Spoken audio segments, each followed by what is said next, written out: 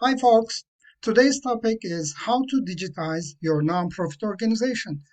It is becoming very popular in private sector and in some government organizations. And maybe it is time to think about nonprofit organizations as well because it has lots of advantages. Our previous working conditions were like off-road. It was challenging, difficult, costly, messy, stressful, and this crisis forced everyone or most of us to work home, and we had a chance to experience something totally new, something which looks like a highway when compared to the off-road activities in the past. It has lots of luxuries. Digital worlds offer lots of benefits for all kinds of organizations, including nonprofit organizations. But some of our services cannot be digitized. This is where the challenge comes.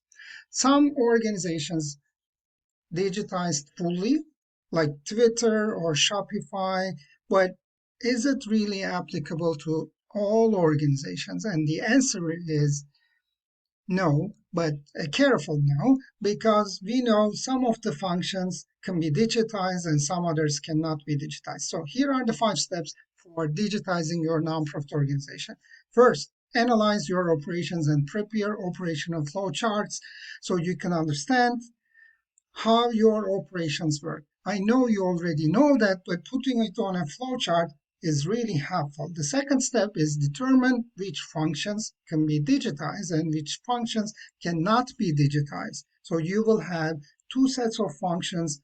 And third step is develop a transformation plan with a timeline, with a budget, with certain steps and performance criteria. The fourth one is rebuild your operational structure. How you are going to deliver your services and your organizational design. You may need to change the whole design of your organization.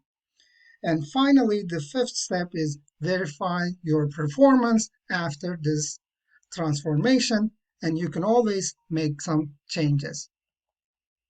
The takeaway for today is have a strategy plan to digitize your nonprofit organization. It's time and you cannot escape from this. So better be prepared and change your organization. I hope this was helpful. Have a nice day.